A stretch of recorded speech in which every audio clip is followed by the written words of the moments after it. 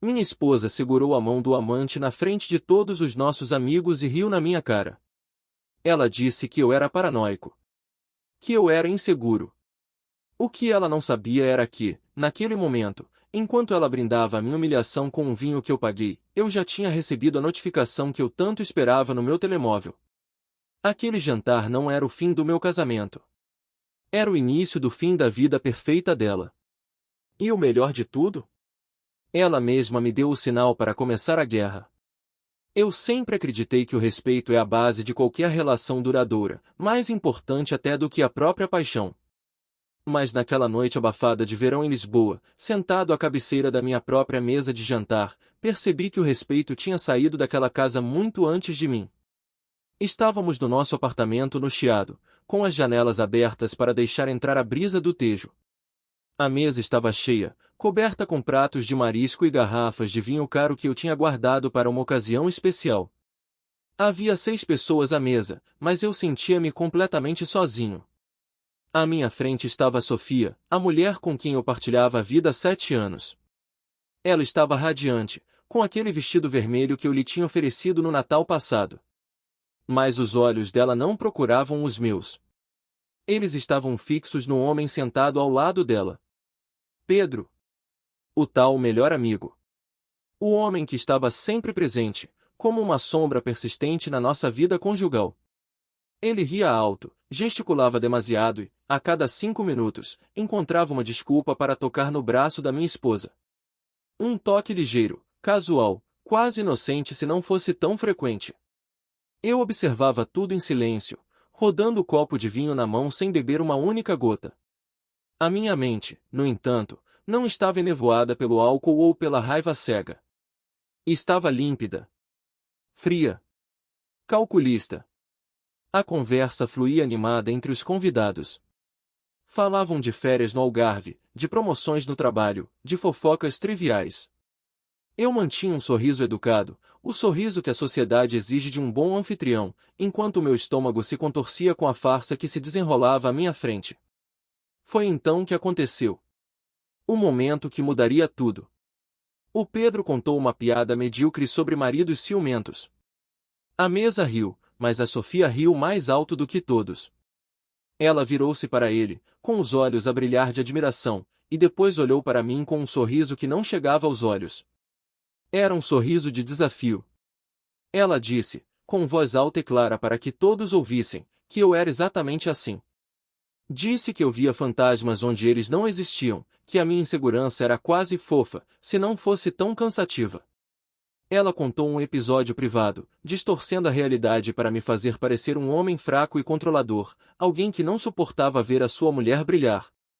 Os risos à volta da mesa foram hesitantes no início.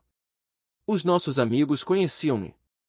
Sabiam que eu era um homem calmo, que raramente levantava a voz. Mas a insistência da Sofia, o tom de escárnio na voz dela, contagiou o ambiente. Um por um, eles cederam. Risos nervosos transformaram-se em gargalhadas. O Pedro deu-me uma palmadinha nas costas, como se fosse um consolo, mas eu senti o peso da vitória dele naquele gesto. Ele estava a marcar território. Na minha casa. Com a minha mulher. Eu senti o sangue subir à cara, mas não era vergonha. Era a confirmação final. Durante meses, eu tinha ignorado os sinais. As mensagens tardias, as saídas com as amigas que não batiam certo, o perfume diferente nas roupas dela. Eu tinha tentado ser o marido compreensivo, o parceiro moderno que não sufoca. Mas a tolerância tem um limite, e o meu tinha acabado de ser ultrapassado publicamente. Naquele instante, o tempo pareceu abrandar. Eu olhei para a Sofia. Ela esperava que eu ficasse amuado, ou que fizesse uma cena de ciúmes, o que só provaria o ponto de vista dela e a faria a vítima perfeita perante os nossos amigos. Ela queria o drama para alimentar o ego dela. Mas eu não lhe ia dar esse prazer.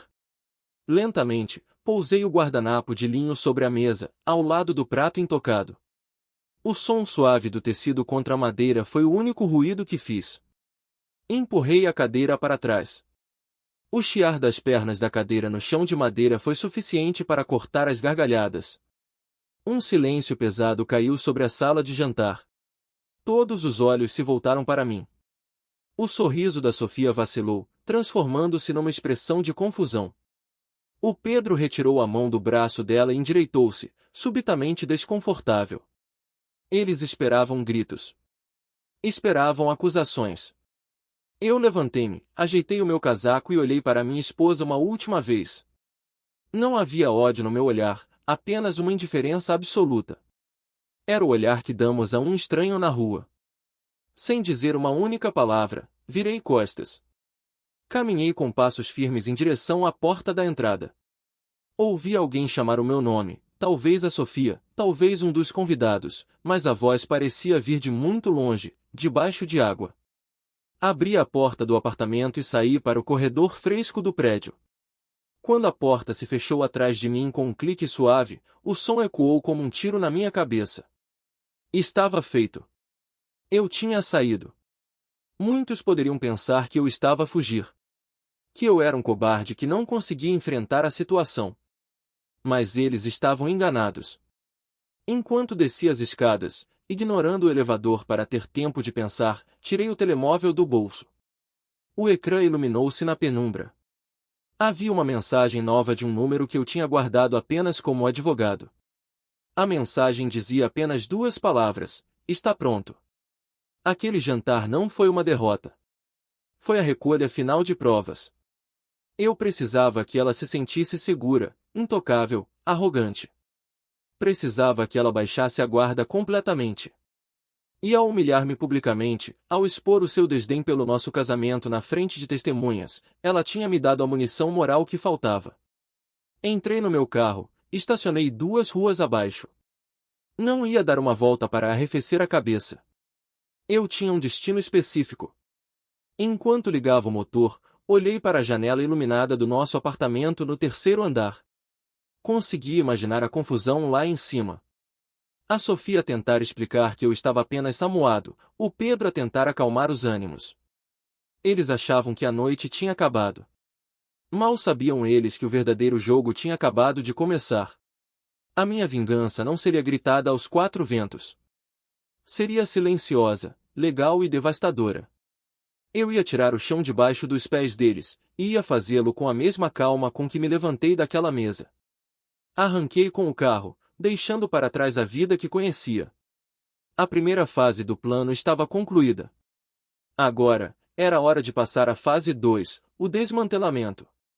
Enquanto conduzia pelas ruas iluminadas de Lisboa, afastando-me do chiado e da farsa que tinha sido aquele jantar, o meu telemóvel não parava de vibrar no banco do passageiro. O nome da Sofia aparecia no ecrã de forma intermitente, iluminando o interior escuro do carro como um farol de pânico. Eu não precisava de atender para saber o que ela estava a dizer. Primeiro viria a falsa preocupação, depois a acusação de que eu estava a ser infantil, e finalmente, a raiva por eu ter estragado a noite dela. Deixei-o tocar. Aquele som persistente já não me causava ansiedade, era a banda sonora da minha libertação. O que a Sofia e o Pedro não sabiam era que a minha paranoia, da qual tanto se riram, tinha sido, na verdade, uma investigação meticulosa. A minha desconfiança não nascerá naquela noite. Tinha começado há 6 meses, com pequenos detalhes que só um marido atento, ou um tolo apaixonado, notaria. O telemóvel sempre virado para baixo. As horas extraordinárias no emprego que nunca pagou horas extra. O súbito interesse por um ginásio do outro lado da cidade, curiosamente perto do apartamento do Pedro. Eu não fiz perguntas. Não fiz cenas. Em vez disso, tornei-me num fantasma na minha própria vida. Enquanto ela dormia, eu verificava extratos bancários. Enquanto ela tomava banho, eu analisava a fatura detalhada das portagens da Via Verde. Não demorou muito a perceber o padrão. As viagens de negócios ao Porto que coincidiam com as folgas do Pedro. Os jantares caros em restaurantes românticos de Sintra, pagos com o nosso cartão de crédito conjunto, numa terça-feira à noite, enquanto ela me dizia que estava em reuniões até tarde.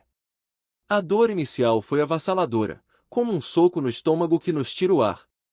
Lembro-me de passar noites inteiras acordado, a olhar para o teto, a tentar entender onde tinha falhado. Mas a dor, quando não nos mata, transforma-nos. A minha tristeza calcificou e transformou-se em algo muito mais útil, determinação fria. Eu percebi que confrontá-la sem um plano seria suicídio emocional e financeiro. Ela iria negar, chorar, manipular a verdade, pior, eu ficaria vulnerável numa eventual partilha de bens. Por isso, calei-me. Continuei a sorrir. Continuei a ser o marido prestável. Mas, nos bastidores, comecei a mover as peças do tabuleiro. A primeira reunião com o advogado foi esclarecedora. Ele aconselhou-me a não sair de casa até ter tudo documentado, para não ser acusado de abandono do lar antes de ter provas da conduta indigna dela. E foi isso que fiz. Contratei um detetive privado, um profissional discreto que me entregou um dossiê digital repleto de fotografias em 4K, vídeos e registros de áudio que não deixavam margem para dúvidas. Eu tinha a traição documentada em alta definição. Mas a vingança não se serve apenas com provas de infidelidade, serve-se com independência financeira. Durante os últimos 3 meses, dediquei-me a desvincular a minha vida da dela. Aproveitando a distração dela com um novo romance, sugeri que reorganizássemos as finanças para otimizar impostos.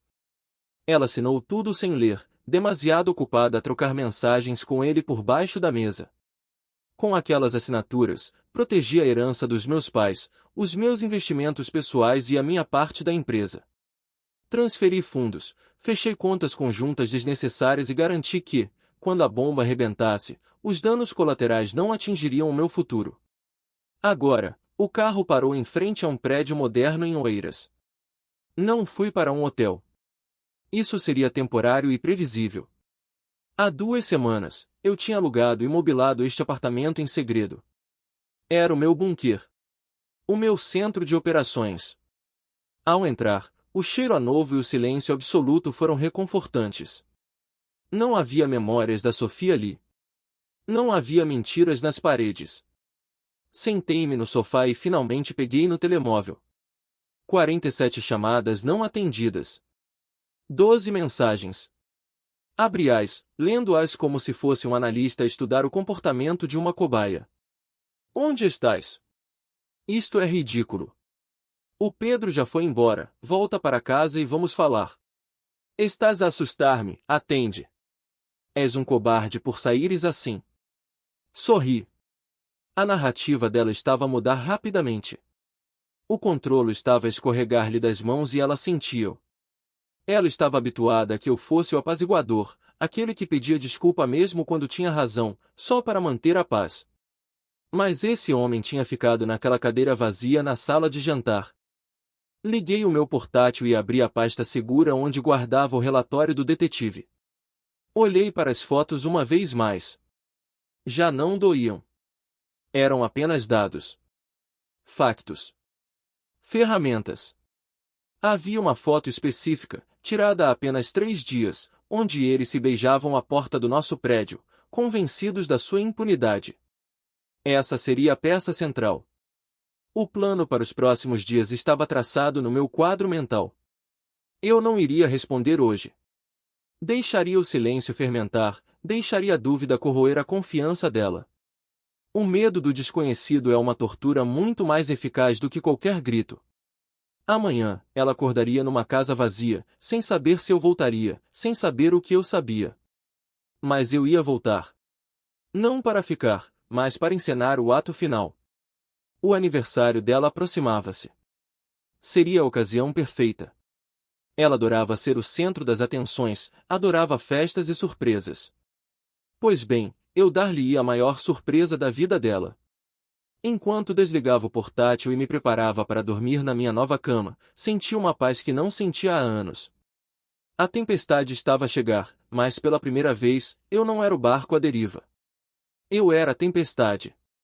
3 dias. Foi esse o tempo exato que deixei o silêncio pairar sobre o nosso apartamento, uma ausência pesada que serviu apenas para aumentar a ansiedade dela.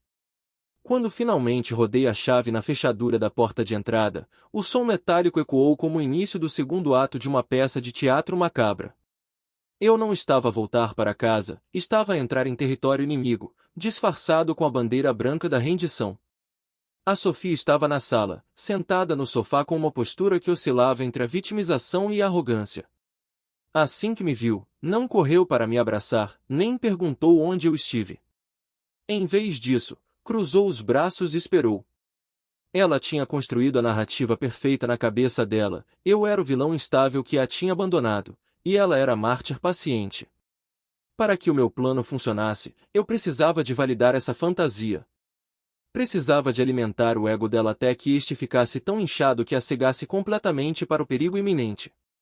Engoli o meu orgulho, um travo amargo que queimou na garganta, e pedi desculpa. Disse-lhe que tinha estado estressado com o trabalho, que a minha reação ao jantar tinha sido despropositada e que eu precisava de um tempo para me recompor. Observei fascinado como a expressão dela mudava. O alívio foi imediato, seguido rapidamente por um brilho de triunfo nos olhos. Ela acreditou. Acreditou que me tinha dobrado, que a minha saída intempestiva fora apenas um acesso de raiva impotente que, no fundo, eu não conseguia viver sem ela. Ela perdoou-me com uma condescendência que, noutra altura, me teria feito gritar.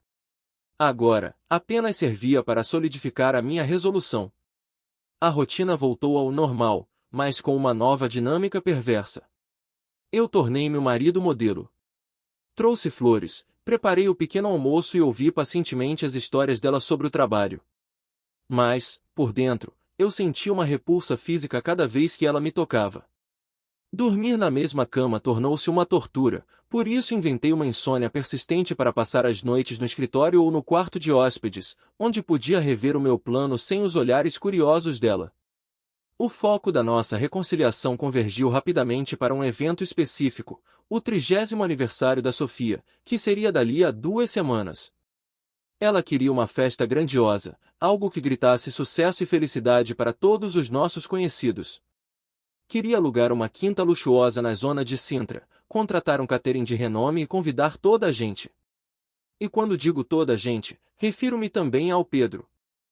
A audácia dela atingiu um novo nível quando, numa noite, enquanto víamos televisão, ela sugeriu casualmente que o Pedro ajudasse na organização, pois ele tinha bom gosto para música e entretenimento. Ela olhou para mim de soslaio, testando os meus limites, desafiando-me a reagir. Eu não mordi o uísco.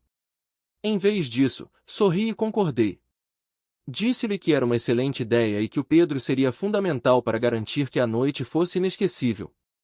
O choque no rosto dela foi imperceptível para quem não estivesse atento, mas eu vi. Ela ficou desconfiada por um segundo, mas a arrogância venceu. Ela interpretou a minha passividade como submissão total. Foi então que decidi elevar a parada. Se ela queria uma festa memorável, eu dar-lhe-ia uma que ficaria na história, mas não pelos motivos que ela imaginava. Chamei a minha responsabilidade financeira e logística do evento. Disse-lhe para não se preocupar com os custos, que eu trataria de tudo como um presente de reconciliação. Dei-lhe carta branca para escolher o vestido mais caro da Avenida da Liberdade, marquei os melhores vinhos e insisti que convidássemos não só os nossos amigos, mas também a família conservadora dela, os meus pais, e, crucialmente, os sócios e o diretor da empresa onde ela trabalhava. Eu queria uma plateia. Queria testemunhas credíveis. Durante a semana seguinte, a minha vida dupla intensificou-se. De dia, eu era o marido dedicado a organizar a festa da esposa. À noite, ou nos momentos em que ficava sozinho, eu era o editor do meu próprio documentário de vingança. O detetive tinha me enviado horas de material, e eu passava o tempo a selecionar os momentos mais incriminatórios, montando uma cronologia irrefutável da traição. Mas o verdadeiro golpe de misericórdia veio quando acedi, através do computador portátil que ela deixará desbloqueado, ao histórico de conversas dela com o Pedro. O que lhe fez me sentir um frio no estômago que nada tinha a ver com tristeza. Eram mensagens de escárnio. Eles gozavam com a minha ingenuidade. O Pedro chamava-me o pagador, e a Sofia ria-se, dizendo que só precisava de aguentar mais um ano antes de pedir o divórcio e ficar com metade de tudo que eu tinha construído.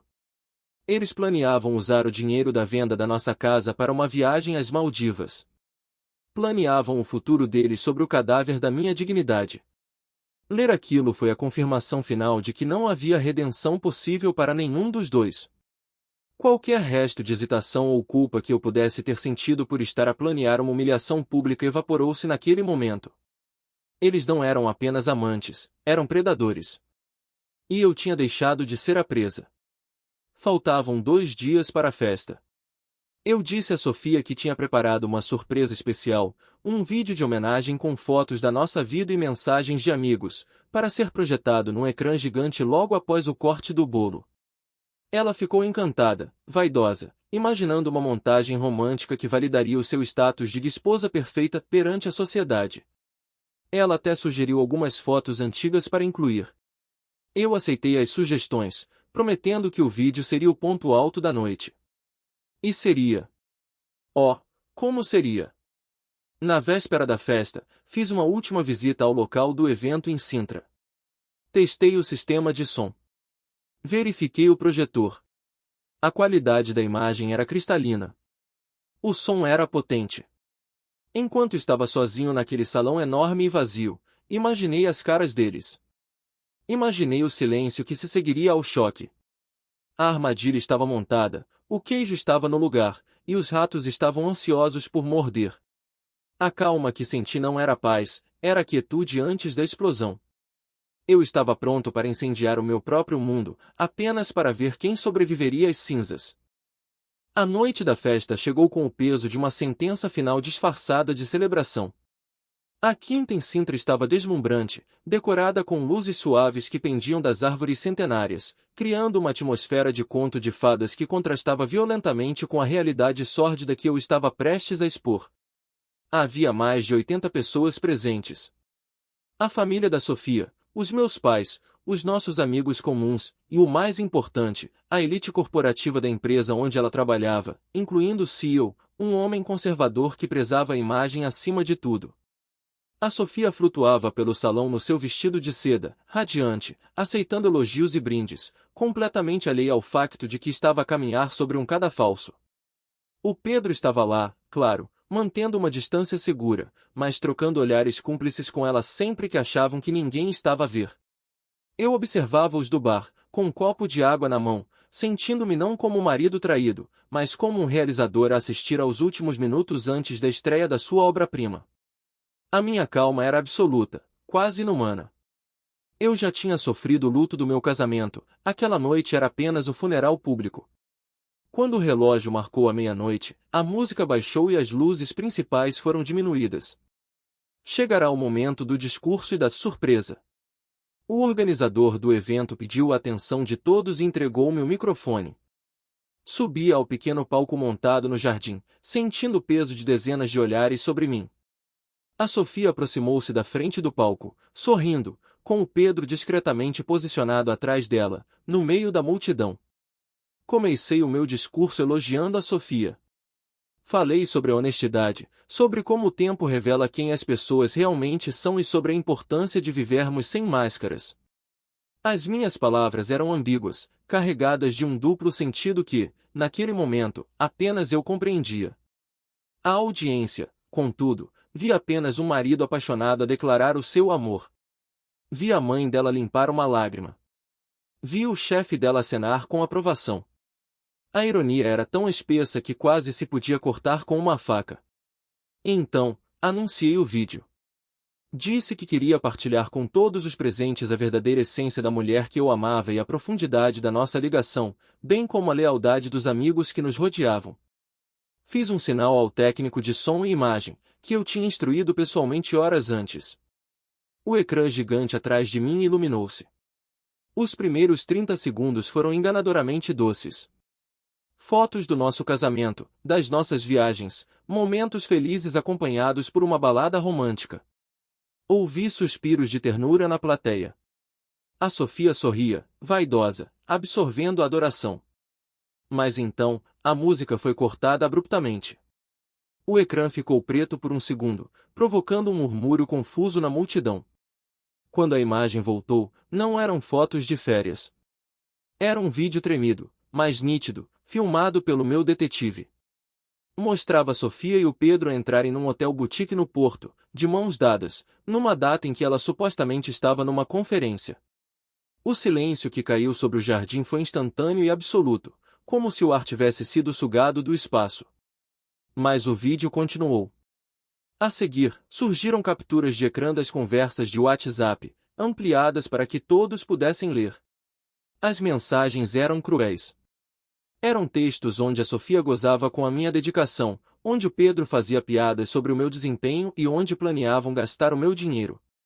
E para garantir que não houvesse dúvidas sobre a autenticidade, o áudio mudou.